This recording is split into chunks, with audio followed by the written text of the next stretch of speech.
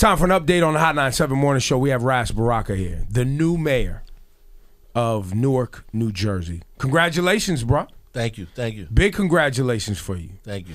Long time coming too, right? Most definitely. You worked some 20-some years to get to this point in your life. Pretty much, yeah. 20 years of doing work in the community.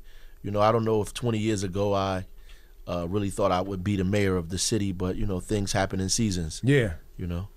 And you've kind of, after the victory, you've kept a mellow profile. I've been watching you over the last couple weeks. It feels like you're at work. What's priority one for you? What are you doing right now that the citizens of the city of Newark need to be paying attention to? What's happening? Well, we building our transition team now, putting together a kind of diverse group of people in the city and around the city of Newark. When you say diverse, is that ethnically, gender, all the above, age? All of it, you know, and people that are usually at those tables, and then more importantly, people that are not usually at those tables. You know, more community folks, more community-oriented people at the table to have their point of view about what's happening. We're also going to have opportunities to have open forums around different committees that we set up so people in the community could come in and voice their opinion. We're going to put it on the website so folks could type in their ideas. So we're really going to try to open it up to the folks in the neighborhood to have a voice in the transition of Newark from one administration to the next administration. That's what we're doing now. We hot and heavy on the budget, putting together a team of folks to look at the budget, partnering with the business community to help us along those lines, because Newark is in a financial crisis right now. And what's that financial crisis based on? What's not being funneled into the city of Newark, or what's not happening in business that's causing this? Well, you know, what happens is the city anticipates revenues in advance. And when those revenues don't come in, they are counted as shortfalls. So the city had did an evaluation a year or so ago, and they projected taxes to be coming in at a certain rate, and it didn't come in at that rate. So we had a $30 million shortfall in our budget, and the law suggests that we have to pay the $30 million plus $30 million again, anticipating that money won't come in the following year. So that's 60. And then you count the other shortfalls that existed, inability to collect 100% on different revenues that we anticipate, and it really comes out to about $90-something million. So we have to talk about how we fix that on the short term and then how we fix it on the long term. Ultimately, Newark has to grow itself, and I talked about that before, right? So we're going to have to bring more people to the town. We're going to have to open up more small businesses, bigger businesses. We're going to attract business to the city. We have to find other revenue streams that are not just one-time deals that are, you know, always happening, that comes over and over every year. We have to find these opportunities to do that, and you bring our legislative team together and some smart minds in the city to begin talking about how that happens on the short term, but more importantly, how it happens on the long term. So first and foremost, you inherited $90 million in debt that you got to figure out how to fix because somebody projected money that ain't there. Absolutely. And then secondly, we got to deal with the fact that a lot of people don't want to come to Newark because of the gangs and the violence and the poverty. And then the people that are contributing to the gangs and the violence and the poverty sometimes don't understand that the reason they can't get the resources for their children is because their actions are the deterrent to why people don't want to uplift Newark. Is that correct? Well, partly. I just think that ultimately most of it is around branding. And so we do have to do something about the level of violence and crime in the city, and I think that's reduced by making sure we have a strong school system jobs, and we attract jobs to the city, that we grow jobs, and we train people in jobs that are actually growing and not training people in dead-end jobs. Right? So you train people in jobs that are not available, then you're just sending them in a circle. And that's a problem for the entire country, by the way. Absolutely. I mean, we have a public school system that's preparing people for things that people just don't need anymore. A lot of vocational jobs are automated now. Absolutely. And the ability to engineer those computers, build those computers, run those computers, that training's not taking place at the public school level sometimes. Well, I mean, yeah, but even programs that exist outside of public school where folks who are chronically unemployed can get an opportunity to get training in the city. We have money through workforce investment where we train people to be able to have jobs in the city. The problem with that, it is not in alignment with the markets that are growing in the city or around the city for that matter. And we actually wind up training people for jobs in markets that are not growing. And so that becomes problematic. Or people come to the table and they don't have the sufficient literacy rates. They don't have... Because they didn't go to school and they didn't do their part to make sure they was ready. I mean, part of that is true. Or other things happen in people's lives. So ultimately, we are going to have to do hot and heavy on some literacy as well, right? We have to... increase the literacy level of people in the city. We're going to have to, look, you're the mayor now. Okay, you're the face of the city. I don't have to be as politically correct as you. Okay, and you and I, understand that if the people, the community is not taking the responsibility on themselves to prepare themselves to go to work and pay taxes, so those tax dollars could now be used to funnel back into the city to better school systems, right? And that bettering of the school system attracts corporations who want to now bring their workforce to the area, because now families who work for corporations now can send their kids to school and not worry about it, which offers more opportunities to tax those corporations, which offers more jobs, and so on and so forth. What I'm saying is, I don't think Newark is in a place where we can act like we can pity pat around some of the issues. Oh no, not at all. And I don't disagree with that. I just don't think is.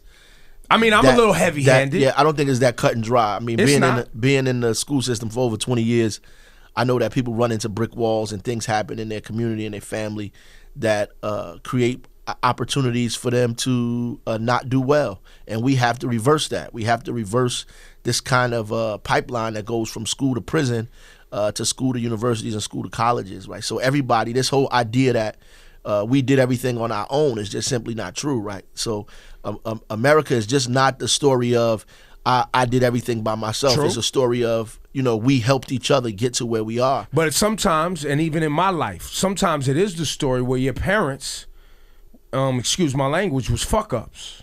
My father. Right, and I had to shake that off and make sure that his actions didn't get in my way. Sure. You understand? And sometimes we have brothers and sisters that are up to shenanigans, and daughters and sons that are up to shenanigans that harm our family because they're making decisions and we're not able to parent them the right way or direct them, or they don't listen, or they get caught up. Yeah. You understand? But we got to own that. And sometimes we don't own that. Right. We don't own the reality that your son is a gangbanger, your brother is a gang, or your sister, or they're selling drugs or whatever. Right. We don't own it, and I can't go to school because my mom, she's strung out on X, Y, and Z. Well, your mom made some decisions. You got to shake that off. Well, the issue is, so we've had problems in our community since we got here in the United States. That's right. And most people have. And I think that ultimately community is what helped us sustain ourselves. And the fact that community is not the same. And when people say it takes a village to raise a nation, don't have a village. The village is broke, right? So at some point, when your family is not doing what they need to do, the next door neighbors and people in the community have to pull together and say, we're going to do this. We don't have that. You have to think about how we made it in deep levels of poverty right after slavery and other kind of issues without public assistance, without the things that existed, social nets, because we took care of each other in our community. There's something to that is often talked about by people who are called crazy. And it's been pointed out by Malcolm X and others who said that desegregation was one of the worst things that happened to the black community, because then our doctors and dentists and upwardly mobile folks moved out of our communities. So the ability to share that knowledge was now taken to another community and left some people behind. And we don't have those leaders who stay in our community. They get some money in their pocket and they move on. Well, yeah, that's true, but not only that, everybody left the community, right? So if you take Newark, for example, well, any major American city after World War II, and people began to leave these cities and the creation of the suburbs, and people moved out and they created these kind of roadways and bridges to allow people to live, to move into the highway, right? And the cars. So they go back and forth. So people disinvested in the city. So not only did they leave, they built a circle around the city and say, we're not investing in it. So when you didn't invest in the city, you watched these cities go down, whether you're talking about the Bronx or Brooklyn or Newark.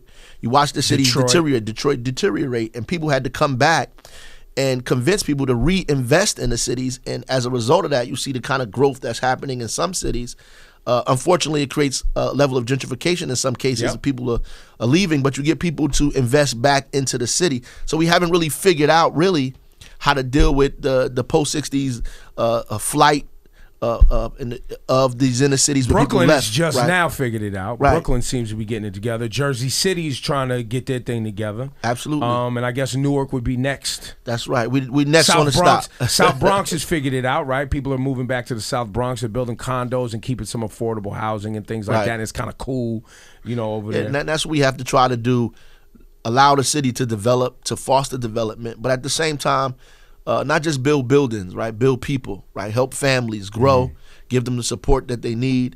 And there's some kids, some real good kids that are in terrible situations. True. And we need to try to reach them out and pull them out of them situations. I guess sometimes where I hear people, and I know we don't all do it ourselves. I was provided opportunities, but I had to still put in my time and I had to work. And I think I think that piece though sometimes gets glossed over, where it's like, I need help. Yes, but you also gotta work. Oh, absolutely. Somebody will help you when Right. they see you working. No, without question. And people need hope. And they need inspiration. They need encouragement. They need, everybody don't have the self-motivating thing inside of them to say, I'm just going to get up and do this regardless. That's true. At the end of the day, I know that sometimes when people are beat up enough, they just lay down and take it. And we have to have people, that's what leadership is about, to be in the community and provide people hope and inspiration and make them feel like they can get up and they need to get up. Do you feel like you're that man to get people up? Yeah, I believe that, just us and the whole movement we've created around Believe in Newark, around I become mayor, we become mayor. A lot of people, some people are cynical about that, but in reality, that's what it is. It's saying that you have to become responsible for your city and for your condition, and that you are an integral part in making this city a better place. Are you ready, Ras Baraka? Are you ready to point the finger at the individuals who continue to support a lot of the gang activity and a lot of the things going on in Newark that continue to pull young men and women into a life of crime? Well, we created this group called Newark Anti-Violence Coalition, and I've been in the middle of the street for a year or so, and that organization still exists. We go out to those corners where violent acts take place, where people get murdered right in the street. We go right to that spot, and sometimes the guys are right out there, and we talk very direct and upfront to them and to the people in the community about what's going on, about the drugs that's happening in the community, kids taking prescription medicine, the prescription drug and cough syrup and all this other kind of stuff at 8 and 8:30 in the morning, and how they don't have the direction that we're supposed to give them, and why you having meetings with groups of guys around violence and death when you should be meeting about how many stores you're going to open up in your community, how many people you're going to send to the college in your neighborhood, how you're going to fix what's happening in your streets. And ultimately, you shouldn't be in Newark talking about the block is mine, because the city belongs to you, not the block. If you're willing to give the city away just so you can have the local store or the block, then you have a... And really, honestly, is the block theirs? No, it isn't. I mean, it's just... Are they paying rent or do they own? And that is the real, Are they living off the system, using government-funded checks to keep these houses open and then flipping that money in the street? I mean... No, not everybody, man. Some people I'm just talking about these cats claiming this is their block. Well, if you're doing illegal activity, then you're not living up. What you're doing is doing things that are illegal out there to make a living. And then what happens is when you get locked up early and you're in the system early, you don't even have an education. So at some point, because you don't have the skill set that you need, then you actually rely on the streets for your career. And that's why you become a career criminal. If you get locked up in the 8th and the 9th and the 10th grade 3 or 4 times, the average shooter in Newark has been arrested about 4 or 5 times. If you don't intervene in their life the first or second time, then what you're saying is that you are waiting for them to become violent, to kill or be killed, like a disease at its last stage. So ultimately, if you are in the 9th grade and you go to jail for a year, a couple of months, that interrupts your trajectory of school, of structure, of positivity, of the things that you need to help you move forward in life. And if that happens to you 2 or 3 times and you have no college, no high school diploma, no college degree, no skill, no training, barely know how to read, you read it on the 4th and 5th grade level, you out there in the street, that becomes your reality. And If you don't interrupt that process, then this is what you get. You're creating somebody that's going to be murdered or murder somebody else in the street, because that's what happens, or you go to jail, right? Because if we're not intervening in their lives, if you don't show them another career, another path, if you don't give them opportunities, that's what's going to happen. And unfortunately, it happens over and over again. And the police can come in and they can arrest 50 of them, but with that trajectory, 50 more come behind them. So the police are just chasing their tail, arresting, and then people get frustrated and they say, oh, we're going to do stop and frisk now because it's out of hand. But nobody has dealt with the problem like a disease well, the in the very beginning. The disease is partly our fault. And when I say our, that's black, brown, and whomever else is contributing to the violence, right?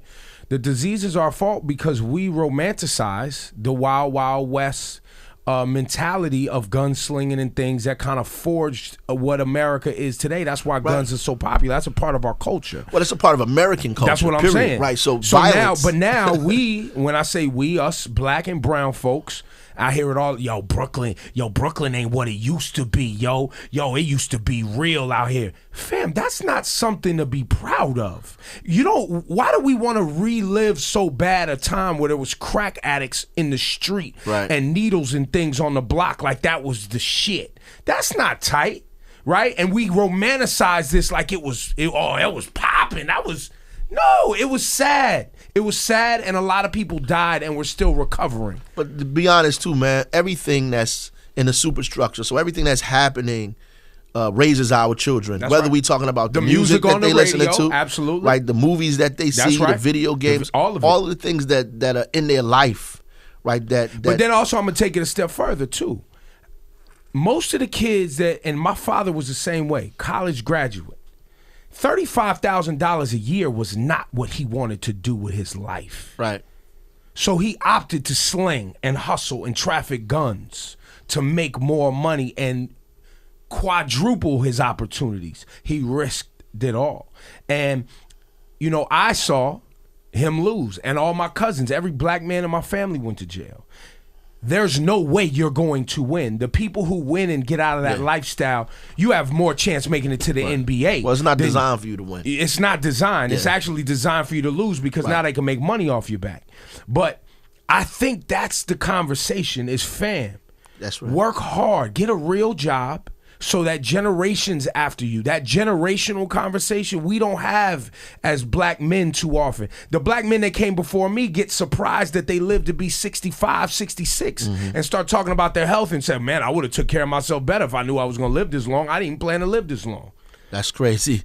But, even these guys that are popular that American popular culture puts out there, I think that they have a responsibility. Puts out there. That they have a responsibility to, not teach people to be drug addicts, but teach them how to move forward in their life and really talk about how the fact that they've overcome some stuff. I've done this, I'm a success. No, they do. That is what they're celebrating. Yeah, Look, Rick Ross is celebrating his success. Jay-Z is celebrating his success, right?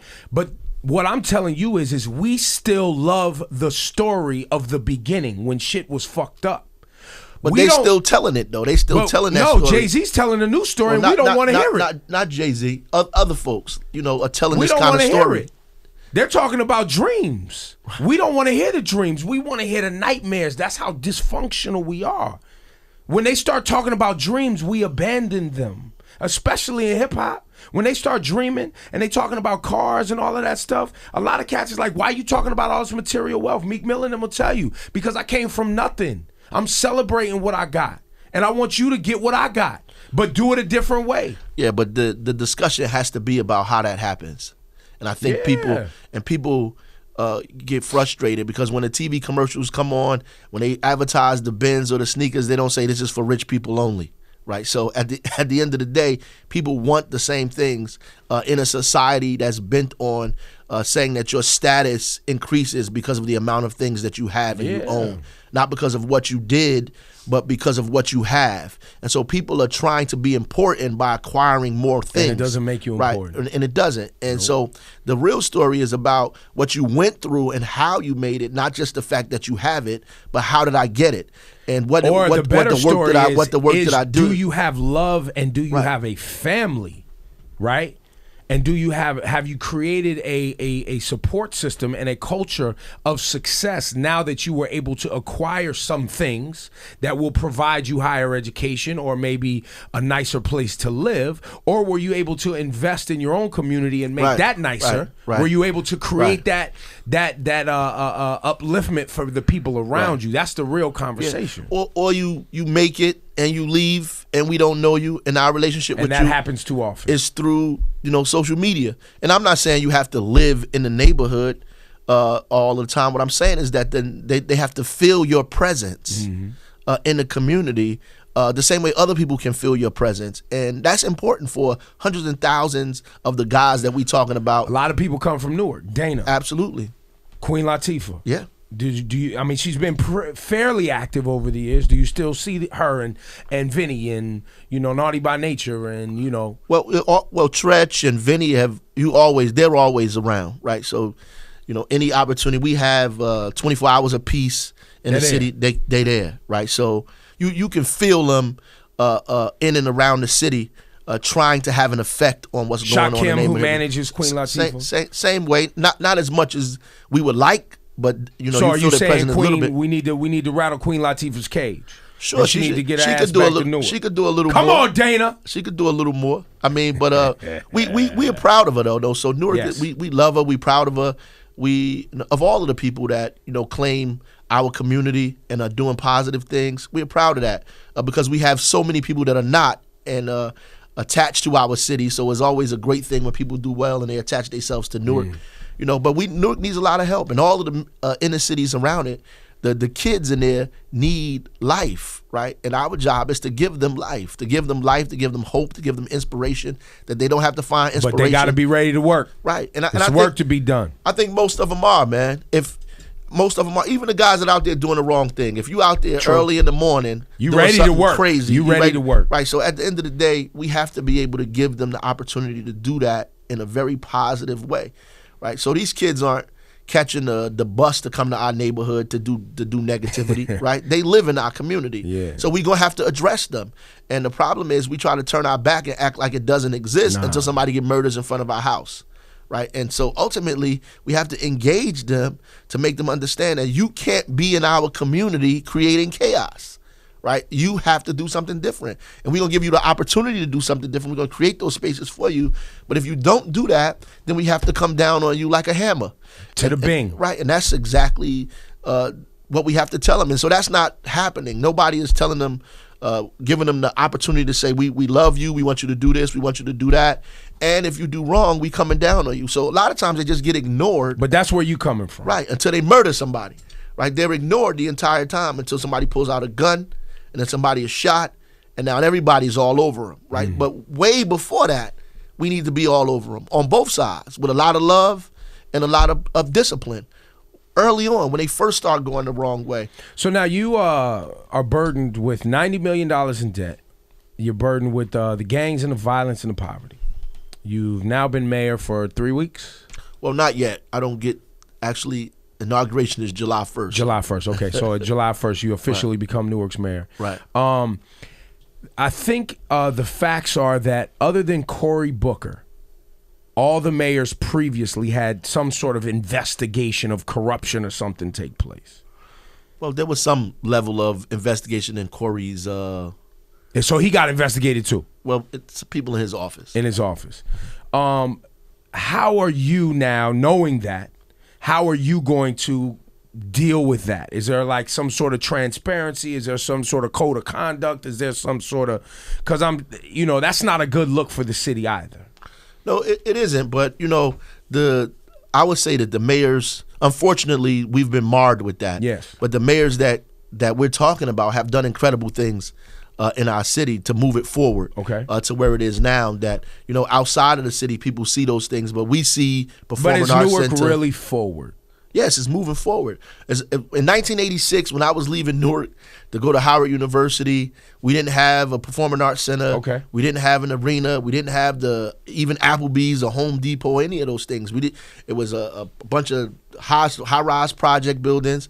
Those were tore down. There were a lot of scattered site housing, and Sharp had a lot to do with that. Mayor James, Mayor Gibson had a lot to do with moving the city from one point to the next. Okay. I mean, Newark has to go around a corner, and we've been hanging at the corner for a long time. We have to go around it, and I think there's some things that are happening in the city now that's going to help us push ourselves. Give me an around example corner. so people Right, can. so right now we have a major development taking place downtown Newark. I mean, Prudential is building down there. Shaquille O'Neal is building. Performing Arts Center is building. I'm going to a ribbon cutting today of lofts that are going up around the Prudential Arena. There's going to be development all around the arena that's taking place. Whole 24-hour nightlife is going to happen in the city. We're going to invest in our waterfront, expand the college community. So those things are going to happen. I think that going forward, what we need to begin talking about is how do we move development, not just downtown, but get it into neighborhoods, up and down the corridors where people live at, get the community involved in that, begin to create opportunities for people to work, create jobs, make them feel like Newark's growth means their growth and vice versa. Like, not just Newark is growing and I just live up here. But the fact that Newark is developing means that my life is getting better as well, and make them see that connection. That's a real connection, and give them the pride in the city again, and a hope that things will get better, not just for folks that are moving into the city or going back and forth, but for me and my family. I'm a small business owner. I'm thinking about opening up a coffee shop, a microbrewery, I don't know, some these little hipster shops, a bike shop, or whatever that popping up in Williamsburg, and that's kind of what a record store, a little bowling alley, this or that. What's the incentive for me to open this up over there by the Prudential Center? Give me some incentives. Well,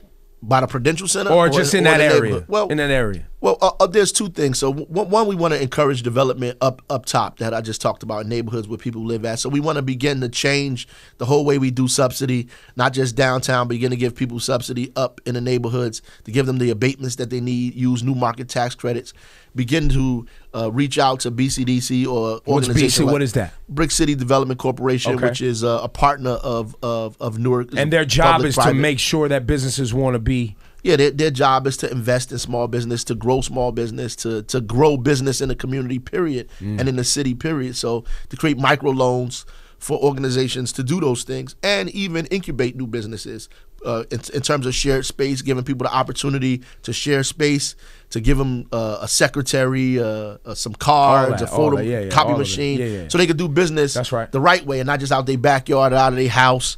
They can begin to do business, and when they begin to get on their feet the way they need to, then the city can help them get into some of the small retail shops that exist. And even when people are doing bigger development, you create set aside for opportunities for small businesses or local businesses to be in there. So you keep the rent at a certain level for 3 or 4 of those places. You support them. The city subsidizes the rent there so people can stay in there for a specific period of time until they grow. So you help businesses maintain themselves, and you fix up the kind of bureaucracy that's going on in City Hall, so small businesses don't go down there and get turned off or turned away, or get beat up by fees and a lot of long waiting, which makes it impossible for people to open up businesses. And can we talk about something simple like customer service? Yeah, that's what I'm talking about. When I show up at City Hall trying to do some business, can everybody have a smile on their face, like they happy to be here too? Because if I'm showing up in Newark, because I spend some time over there, it's too many people frowning. And nobody wants to move or do business in a place where everybody's frowning. People starting to smile, brother. We got to smile. You ain't hear about that? Ras Baraka won. I like that. One last thing before you go. Does Shavar Jeffries have any place in anything that's happening? Sure. I reached out to him. He reached out back, after the holidays just ended. So I'm going to reach out to him again. What are his strengths? If you were to incorporate him, is it a cabinet or a stat? Like what do you believe he would bring to your administration? Well, I just think that I don't even know if he wants to do that, but ultimately I think that he can help the city grow. He's a very smart individual. His background is in law and that kind of, he was an assistant attorney general. Yeah. All of those things are important. for the city. All professionals that live in our community, that pay taxes, that buy a home, that invest in our community, that agree to live there and bring their family there is important for the growth of the city. And so we need to attract more people like that and encourage more people to live in the city. Just his presence alone helps the city, period. His family. So even him saying, you know, I'm going to help attract other people to come to these neighborhoods is important for us. But the issues that we have in Newark are so great and systemic. His voice and his mind being a part of helping us move that forward is something positive to help us move the city.